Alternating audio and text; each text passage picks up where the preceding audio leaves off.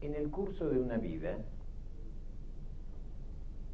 hay un cambio en la mirada. Es decir, lo que nos gustaba en un momento dado nos deja de gustar en otro. La mirada al principio se nutría de la naturaleza. Al aparecer el arte, el hombre fue dirigiendo la mirada hacia la creación, hacia el acto creativo. Fueron siglos y siglos de años en que el hombre se nutrió de la naturaleza y del arte. Digamos, en la actualidad, hoy en día, la mirada no únicamente que es seducida a través de la naturaleza, sino que del arte y de la electrónica, de la televisión. A través de la televisión, del videoclip. Es decir, un estilo que era meramente documental, la cámara fija se transforma de repente en movimientos absolutos que van impregnando una imagen en 24 imágenes que hay por segundo, queda fijada en la retina. ¿Qué podemos decir entonces de ese cambio de la mirada a través del tiempo? Es decir, hoy nos gusta una cosa, mañana nos dejó de gustar. ¿Qué podríamos decir entonces a través del tiempo? La mirada es algo que se repite desde que el arte es arte y desde que el hombre comenzó a interesarse en las obras creadas por el hombre mismo, desde que el artista contempló los primeros objetos o sus primeros objetos, desde que el espectador o el contemplador se funden en una cierta intencionalidad entre las miradas de uno y del otro. Es decir, tanto del contemplador, que es más retentivo respecto de la mirada que el espectador, que es alguien que hace presencia de la mirada. El contemplador recibe el derecho de la mirada. Esto significa que el ojo se legaliza como materia de análisis y de reflexión. Se legitima, se normatiza en pos de atrapar el objeto de arte en circuito directo, en función de una inmediatez que luego será modificada, notificada, reconocida o quizá no reconocida. La mirada en el arte es algo que el ojo no entiende rápidamente. Cuando intentamos definir qué es el arte, cuando intentamos sistematizarlo, e inclusive cuando intentamos comprender una obra de arte, nos enfrentamos a una situación de enorme complejidad. Pero en el hecho mismo de su aparición hay un método y podemos decir que toda obra nueva oculta en sí mismo su propio método, mediante el cual nos revela su sentido como obra de arte. Esto no indica que estemos en presencia de un significado pleno. Más bien, se trata de pistas o indicios a partir de los cuales la mirada puede extraer el sentido albergado en la obra. Por eso diríamos que frente a la obra se nos aparece un esbozo de algo que está en el aire. en el cierre de la obra. Esto es como el misterio de la obra. ¿Y cuál es ese misterio? Las artes en general. Las artes parten de un significado. Entonces, no resulta nada asombroso que haya una especie de afinidad entre la mirada y la música. O en el hecho de que la pintura clásica reproduzca con tanto apasionamiento miradas afligidas, imperiosas, encolerizadas, pensativas. No solamente la pintura clásica. ¿Qué pasa con la pintura abstracta? ¿Qué pasa con la pintura geométrica? ¿Qué pasa con la pintura o con el arte en general? ¿Qué pasa con la pintura que ha perdido todos sus referentes? Y con eso que se llama op art, que carece de referencia figurativa, es decir, que es anicónica, que es esa frase de Charles Spartaco que nombra, que significa que no tiene referencia figurativa. Ahí está el tema, Federico. La gente está habituada o cree entender inmediatamente lo que sucede en una contemplación de una obra. Pero sucede que cuando se presentan los sistemas que han caracterizado a toda la pintura, sobre todo en la actualidad, esas referencias a lo figurativo y esa coincidencia a veces con lo abstracto, son determinantes de que aparezcan signos poco puntuales respecto del deseo del espectador.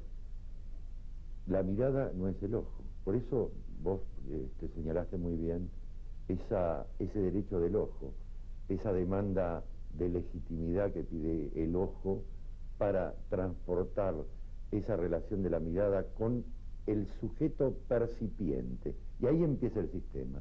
Si los referentes están muy hundidos o poco hundidos, eso deberá ser advertido lentamente por todo el proceso que indica el itinerario de la mirada. El sabor de una obra puede ser dulce o amargo. Puede gustarme, gustarle o no gustarme. Las sensaciones habría que traducirlas a posteriori, después de un recorrido a través de un método. Literalmente, una mirada no sería un ser neutro, sino que sería como algo dispuesto a significar la neutralidad del vacío. El vacío se nos presenta lleno de ambigüedades. La situación inmediata, como me gusta o no me gusta, ubica al contemplador lejos de la obra.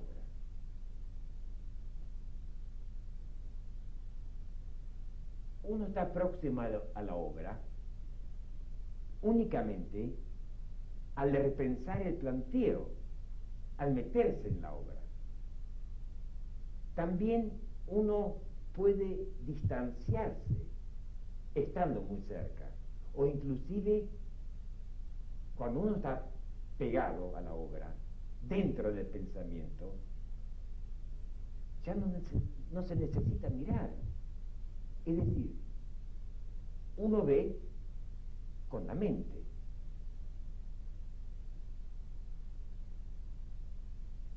Pero no debemos olvidar que está el peligro del desbordamiento del gusto, que es cuando algo gusta demasiado. La libertad mental, a través de la mirada, no debe distinguir epocalmente el gusto sin distinguir entre una obra clásica y, por ejemplo, una obra de la vanguardia. Yo he visto dos obras que me desbordaron y pensé y tuve la necesidad de distanciarme de esas obras.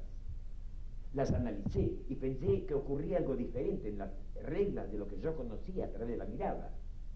Esto se nota especialmente en la pintura moderna o en las obras de nuestra posmodernidad. Y también se observa en el retroceso al hacer una revisión de obras que pueden ir desde Fra Angelico, Leonardo da Vinci, Masaccio, Miguel Ángel, y lo máximo en este momento, para llegar a la contemporaneidad, Sandro Chia, Robert Mapplethorpe, llegando hasta Andrés Serrano o Pierre Gilles o Carlos María Mariani. Este desbordamiento, de gustar en exceso, es también un producto de cierta intencionalidad de la mirada que se pone de acuerdo con nuestra época y que arrastra con esa carga de situaciones extrapictóricas que influyen en las circunstancias históricas del arte todo el prestigio de los lenguajes preexistentes y que se pone de manifiesto en las conductas que nos tocan vivir. Y cada época volverá a tener obras que cautiven la mirada y que seguramente nos desbordarán. Y nosotros tendremos la obligación de tomar la distancia necesaria para tratar de juzgar lo que nos sucede. Cuidado. Cómo nos plantamos ante una pintura. La mirada es una conductora del pensamiento. Y su traducción volvería a ser otra vez la palabra. Porque de alguna manera lo más importante que tenemos es la palabra. Y nos enriquecemos y nos introducimos en la comprensión de la obra en función de las palabras. Ya lo dijo Oscar Wilde a principios del siglo, que en el futuro el arte y el discurso del arte y la prolongación del arte es a través del crítico artista y de la palabra,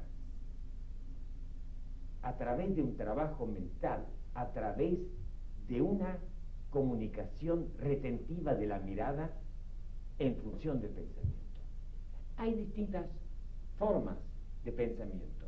Acá los críticos, evidentemente, y el público piensa de una manera.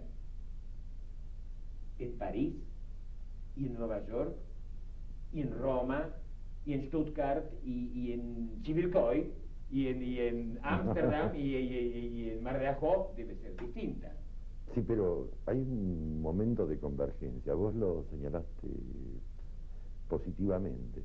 Es decir, que esa traducción de la mirada, esa conducción del ojo hacia la mirada y viceversa, precipitan la palabra. Y la palabra tiene una función comunicadora tal vez mayor. Es ese don inaugural que tiene el sujeto, no hay que olvidarlo. Bueno, se dice que hay miradas que hablan. Además de ojos que ven, hay miradas que hablan.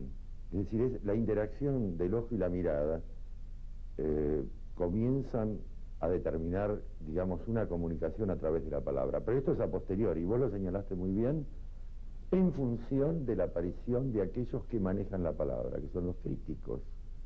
Es decir, que no son los que están en contacto con el hacer inmediato del arte, a pesar de lo cual, y a posteriori, y hoy y en este momento, me parece que hay una gran interacción a través de la palabra en las relaciones que se han establecido en el circuito del arte y sobre todo entre el artista y el crítico. Hagamos una breve historia de la mirada. En los primeros días de vida del ser humano hay una reacción del ojo hacia la luz suave. Al cabo de una semana el bebé intenta ver, pero todavía de una forma vaga. Esto se conoce popularmente que los ojos no tienen aún su color. El momento es que alguien le asigna el color celeste, azul, verde o castaño de los ojos, es el momento en que el ojo comienza a ver. Es decir, esa ficción ocular que quiere manifestar el color al hecho real de ver. Más tarde, la mirada del bebé puede fijar un objeto próximo. A los 6 semanas la visión ya es firme y entonces podríamos preguntarnos, esas 6 semanas no son aquellas donde se forma el alma humana. El parpadeo exagerado puede producir una especie de mareo, donde no se puede apreciar totalmente una obra. La mirada puede como consecuencia mirar inversamente, la mirada puede sentir, escuchar, palpar, sondear. Goethe decía, las manos quieren ver, los ojos acariciar. Este es un típico ejemplo en la historia de los amantes que son poco explicables frente a los sentimientos más primarios. La idea de que las manos quieren ver y los ojos acariciar está verbalizando un sentimiento que corresponde a un estado de enamoramiento. Pero en general, la mirada es asociada frecuentemente a los hechos amorosos. Se habla con desprecio de la mirada huidiza, falsa o recelosa. La persona que no mira a los ojos es como si no fuera transparente. Yo miro desde la verdad y él, a través de su mirada huidiza, me mira con falsedad. Esto no es totalmente cierto, porque uno puede ver sin fijar la atención, sin fijar la mirada, y hay casos de ciegos que ven a través de la mente, que ven a través del tacto, que ven a través de la intuición y de la inteligencia. Mucho más que una mirada petrificada, idiota, puesta encima de uno. Hay un acto mimético que es un fenómeno que analiza mucho la posmodernidad, en el acto de la mirada, que quisiera Charlie que... Sí.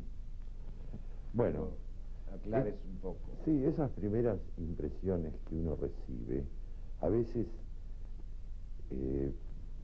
conducen un exceso de identificación. Pero claro, esto de la mímesis no es una facultad exclusivamente humana. Se conoce muy bien el hecho de que hay muchos insectos que se mimetizan por múltiples razones, pero sobre todo por razones de tipo defensivo, te diría yo. Hay una famosa mariposa que se llama la manta religiosa, que adopta unas posturas muy particulares y suele ocultarse plenamente en el paisaje total de las miradas, es decir, que aparece y desaparece, goza de visibilidad e invisibilidad, y al mismo tiempo puede identificarse plenamente con algún elemento naturalis. De esa manera pasa absolutamente desapercibida. Ese sería un exceso mimético. Ahora, el otro ejemplo es, por ejemplo, cuando uno... Hace, por favor, un ejemplo pictórico. Claro, por ejemplo, sí. ¿Cómo? Sí, hay momentos en que, por ejemplo, el espectador o el contemplador, salvando ese detalle en torno a la intencionalidad de cada uno que vos también habías observado, llega a tener, digamos, tal identificación con las imágenes que vive en las imágenes. Porque hay momentos en el arte en que las imágenes son tan puntuales que no se puede distinguir la imagen de quien las mira. Yo te daría un ejemplo. Por ejemplo, hay momentos de la época picassiana donde esa distorsión que produce Picasso pasa directamente a la analítica del ojo del espectador, de tal manera que todo se torna de alguna manera picassiana, es decir, todo se forma y deforma al mismo tiempo. Por ejemplo, es algo que epocalmente se ha vivido. En este asunto de asociar a través de la imaginación, a través de la mente, de la mirada, a través del ojo, por ejemplo, dos obras tan dispares como la de Pollock y como la del Bosco, podríamos decir que el ojo recibe distintas influencias, pero que mentalmente se pueden encapsular en la misma situación. Pollock cubre a través de la memoria, de la mirada, y recubre y encapsula el soporte de la tela por completo a través de un acto mecánico en el cual cubre el soporte lienzo, y el Bosco encapsula las figuras que en definitiva es el mismo acto de automatismo a través de una reflexión del ojo en un mimetismo de la mirada, hasta pensar en la mirada de la ventana indiscreta que descubre un crimen a través de perseguir la obra de Hitchcock con Grace Kelly y James Stewart. Qué hermoso James Stewart, ¿no? Grace Kelly, qué fea, ¿no? Y llegar a Blow Up, ese fotógrafo que saca unas instantáneas y que descubre un cadáver. La mirada va a continuar constantemente y pide día a día nuevas situaciones para satisfacer el deseo y la voluptuosidad del ojo, las pasiones y el embelezamiento que pueden producir, las ambiciones y la necesidad de consumo, la necesidad de embellecer las ciudades, los parques, los lugares públicos, las decoraciones. La mirada se renueva constantemente y pide día a día nuevas situaciones para satisfacer el deseo y la voluptuosidad del ojo, las pasiones y el embelezamiento que puede producir las ambiciones y las necesidades de consumo, la necesidad de embellecer las ciudades, los parques, los lugares públicos, las decoraciones, de embellecimiento personal, de estar a través de la mirada con el encuentro de dos miradas en forma de espejo, el entrecruzamiento de esas miradas hacia un entendimiento interior, intuitivo, sensible, deductivo, la mirada como exponente de percepción de la pasión, de la sensibilidad, de la carne, del enamoramiento, de la fuerza de beneficiar a los necesitados, que ansían esa mirada de amor. El artista que necesita de esa mirada constante para que le dé la energía necesaria para sustentar sus vivencias y sus locuras, transformándolas en un hecho creativo. Es un don, el de la mirada, que hay que cultivar en mayor grado y con mayor delicadeza como uno de los bienes más preciados que posee el hombre en función de una comprensión de una propia belleza interior y de lograr ser dichosos a través de esas atracciones personales y colectivas que genera el poder de revelar con un método determinado el signo y significante del sujeto a la mirada del hombre.